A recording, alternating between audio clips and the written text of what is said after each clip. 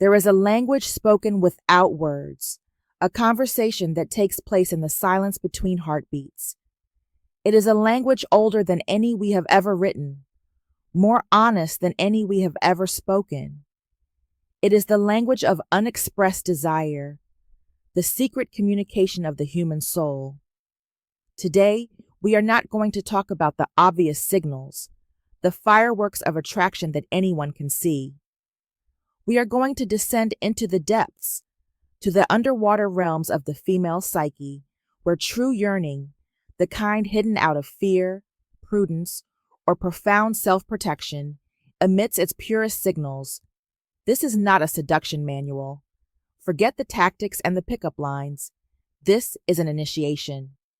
An invitation to become a man who not only listens to what a woman says, but understands what her entire being is communicating. A man who can read the music behind the noise, the truth behind the mask. Because when a woman secretly yearns for you, she will not hand you a map. She will give you clues, fragments of a code that only the perceptive, the emotionally attuned can decipher. And the first place where this code manifests, the first crack through which the light of her true feelings filters, is not her mind, but her body. Her body is the unconscious archive of her emotions. While her conscious mind, her rational guardian, is busy building walls, denying, rationalizing, and controlling the narrative, her body has already made a decision. The body does not lie. It is the seismograph of the heart, and if you learn to read its tremors, you will have graduated in the highest form of communication.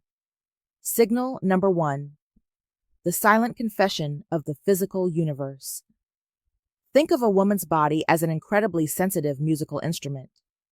When she is in the presence of someone she is indifferent to, the instrument remains at rest, silent, functional. But when you enter the room, a man for whom she feels a deep and hidden attraction, that instrument begins to vibrate, not with a loud, obvious sound, but with a subtle resonance, a frequency that can only be felt. Her mind, the orchestra's conductor, may try to silence it, but the strings are already vibrating. Your job is to learn to listen for that vibration. This resonance manifests in 4 main ways, like the 4 seasons of a secret yearning. The first manifestation, the gravitational gaze. I'm not talking about a flirtatious, playful glance. That's for beginners.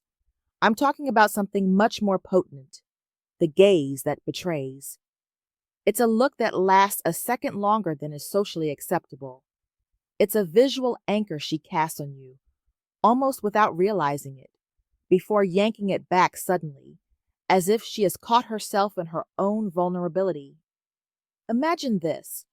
You're at a meeting, in a group of friends, and you feel a pair of eyes on you. It's not an aggressive or expectant look. It's a look of absorption.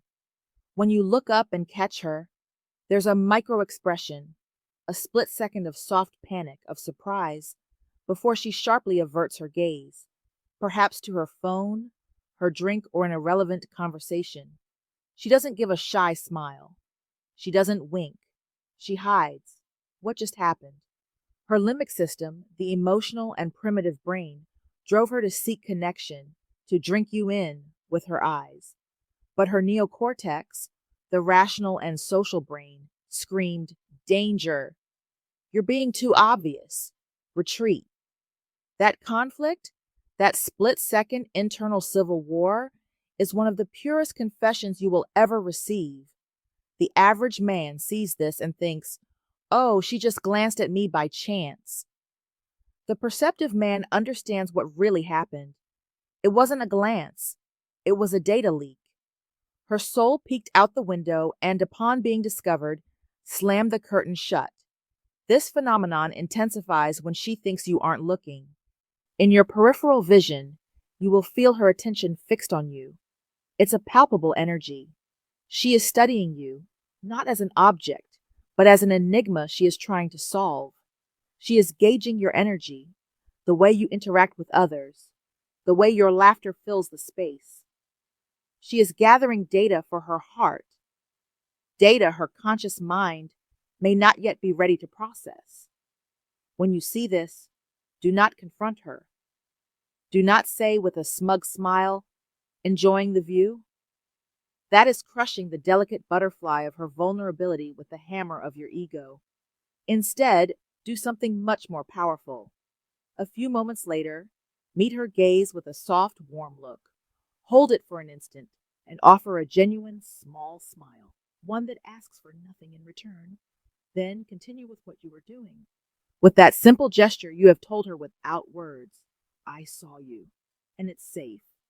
You have just built the first pillar of a bridge of trust over the chasm of her uncertainty. The second manifestation, the magnetic field of proximity. We all have a bubble of personal space, an invisible territory we only allow those we trust or are attracted to invade. A woman who secretly desires you will play on the edges of this territory in a fascinating way. Observe how she positions herself in a group setting. She will invariably gravitate into your orbit. She won't sit right next to you immediately. That would be too direct. But she will place herself at an angle where she can see and hear you clearly. She will join the conversational subgroup you're in. If you move to another part of the room, you'll notice that, a few minutes later, she has found a logical reason to be in that same area. But the most potent signal is when she subtly breaks the barrier of personal space. When you speak, notice if her torso leans in toward you. Not just her head, her entire body. It's an unconscious gesture that says, I want to be closer to the source of this energy. I want to eliminate the space between us. She might lean over the table to better hear what you're saying, even if there's no background noise. Her foot might point towards you under the table, even if her body is oriented towards someone else. Her body, like a sunflower, turns toward its sun. This is not an act of aggression. It is an act of yearning. Her subconscious is trying to close the physical distance that her conscious mind insists on maintaining. It is a silent negotiation between desire and prudence. How do you respond to this? Don't pull away, but don't invade her space in return either. Do something more subtle. Match her lean with a slight lean of your own. If she moves closer, hold your ground. Show her that her proximity is welcome, that it doesn't intimidate you. You are validating her unconscious move, communicating on a primal level that the connection is mutual. You are creating a shared energy field, a safe space where proximity doesn't feel like a risk, but a refuge. The third manifestation, the unconscious duet of mirroring. This is where psychology becomes almost magical. When we feel a strong connection or affinity with someone, our brain activates special cells called mirror neurons. These neurons cause us to unconsciously mimic the gestures, posture, and even the speech rhythm of the person we're interested in. It's called mirroring, or isopraxism, and it's the brain's primary code for saying, we are alike. We belong to the same tribe. I am in sync with you. A woman who yearns for you but hides it will become your mirror. If you cross your legs, watch. It's very likely that within the next minute, she will cross hers. If you take a sip of your drink, her hands might instinctively move toward her own. If you lean back in your chair, she might do the same. If you use a particular word or phrase, don't be surprised to hear it from her lips later in the conversation. This is not a conscious imitation. It is a dance, a subconscious ballet of connection. Her nervous system is synchronizing with yours. It is one of the most reliable signs of deep attraction because it is nearly impossible to fake and very difficult to suppress. To the untrained eye, this is invisible. To you, from now on, it will be a flashing neon sign. You are witnessing a phenomenon of limbic attunement. Her emotional brain is establishing rapport with you on the deepest possible level, completely bypassing the barriers of logic and language. Your role in this dance is not to point it out. Saying, hey, you're copying me, is like flipping on the lights in the middle of an intimate dance. It destroys the magic. Instead, participate. Once you notice she is mirroring you, Subtly change your posture. Touch your chin thoughtfully. If she follows, you have your confirmation. But beyond confirmation, by participating, you are reinforcing the feedback loop of connection. You are telling her subconscious, yes, I feel this sync too. We are dancing together. The fourth manifestation, the restless symphony of self-grooming. When we are about to enter the presence of someone we consider high value, someone we care about deeply, our primal instinct is to present ourselves in the best possible way. This manifests in preening or grooming behaviors. A woman who feels a hidden desire for you will exhibit a beautiful, nervous symphony of these gestures. They are not born of vanity, but of vulnerability. Watch her hands. Does she constantly fix her hair, tucking away a strand that wasn't out of place? Does she touch her neck, her collarbone, or her earlobe? These are erogenous and vulnerable zones. Touching them is an act of self-soothing and, at the same time, an unconscious way of drawing your attention to them. Does she smooth her clothes, brushing an invisible wrinkle from her skirt or an imaginary piece of lint from her blouse? She isn't cleaning her clothes. She is preparing her armor.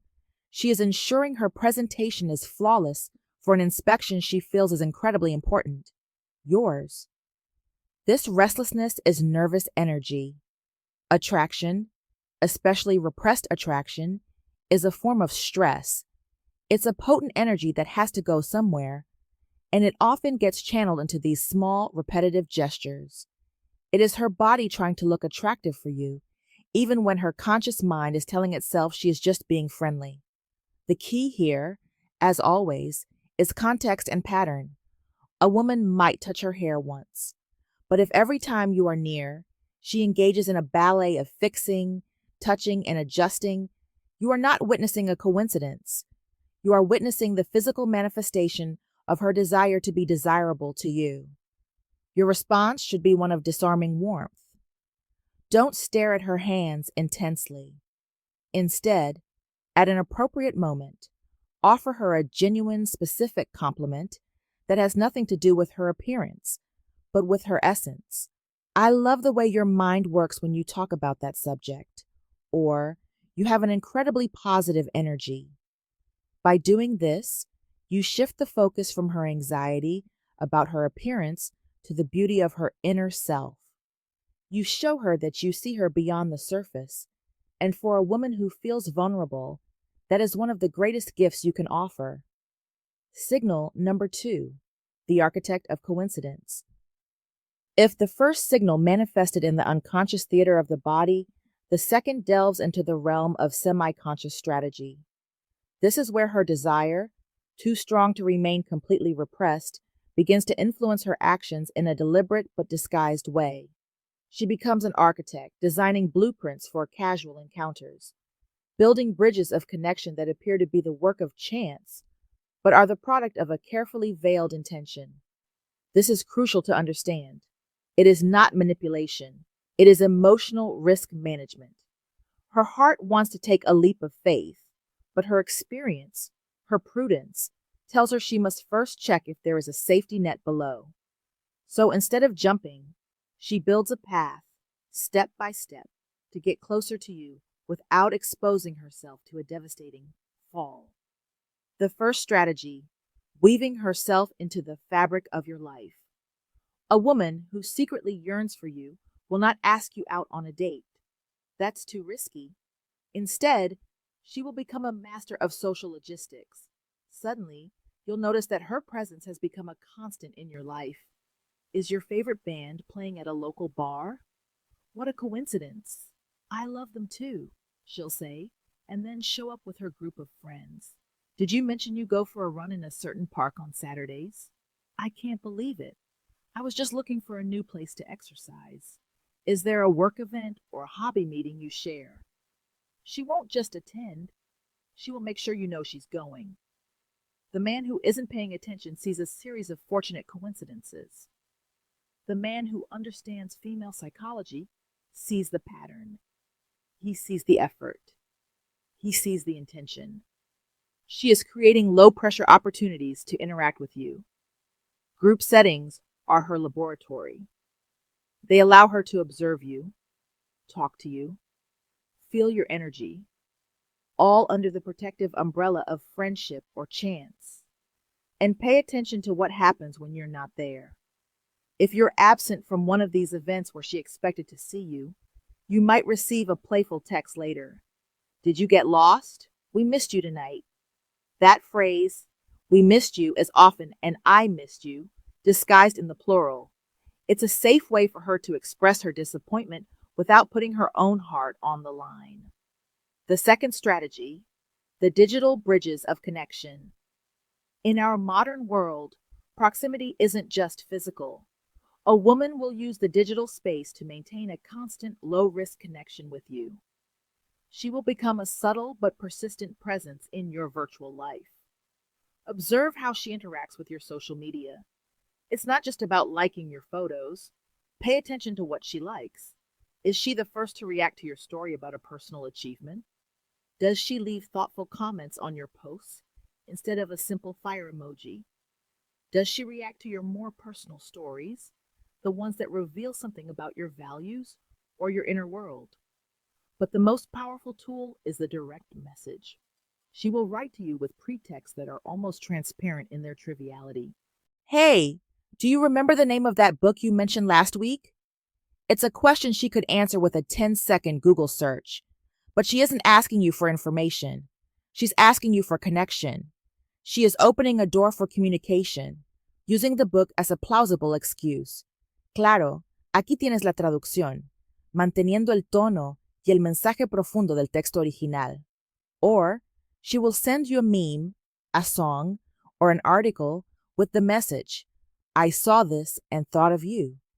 This is a masterful chess move. In a single sentence, she is telling you three things. I think about you when we're not together. I know your tastes and your sense of humor, and I want to share an experience with you. All of this is wrapped in the harmless package of a simple link. The key to deciphering this is the question. Could she have directed this question or comment to someone else? If the answer is no, if the content is specific to you, to a conversation you had, to an interest you share, then it is not a random act. It is an intentional investment of her time and emotional energy. The third strategy, the guardian of the friendly narrative. Herein lies one of the most confusing and revealing paradoxes.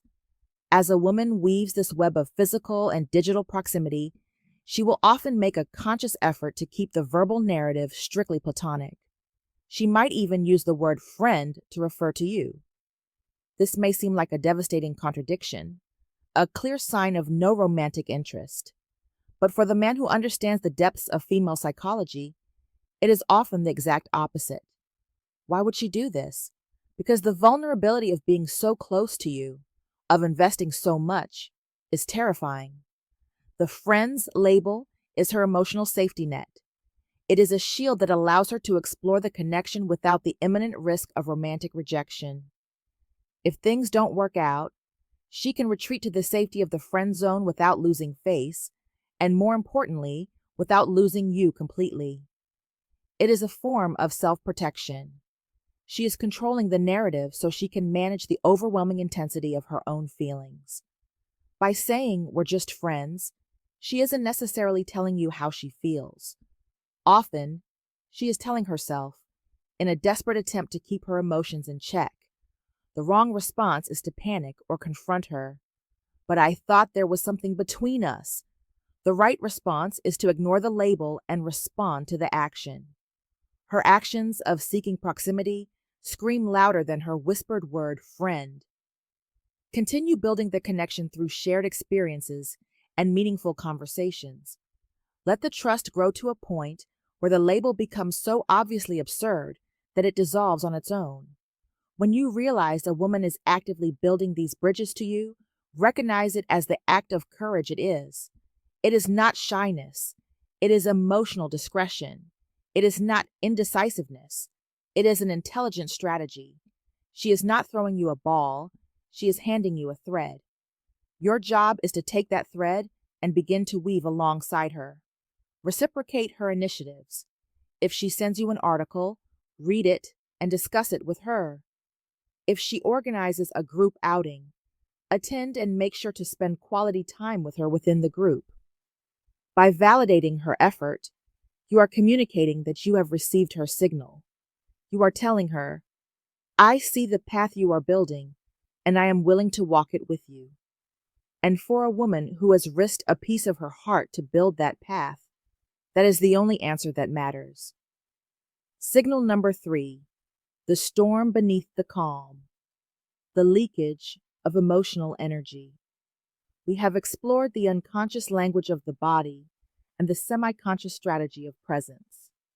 Now we enter the most volatile, complex, and often most revealing territory of all, the field of emotional energy. When a woman secretly yearns for you but actively fights that feeling, a monumental internal conflict occurs. It is a battle between the desire of her heart and the veto of her mind. This war is not silent. It generates an enormous amount of emotional energy, and that energy, like steam in a boiler, has to escape. This leakage of energy is the third major signal, and it manifests as a disproportionate intensity in your interactions. This isn't about her being dramatic or unstable. It's about the fact that to her nervous system, you are not just another person. You are an event. Your presence activates her limbic system in a way that few things or people can. And the struggle to contain that activation is what produces the following manifestations.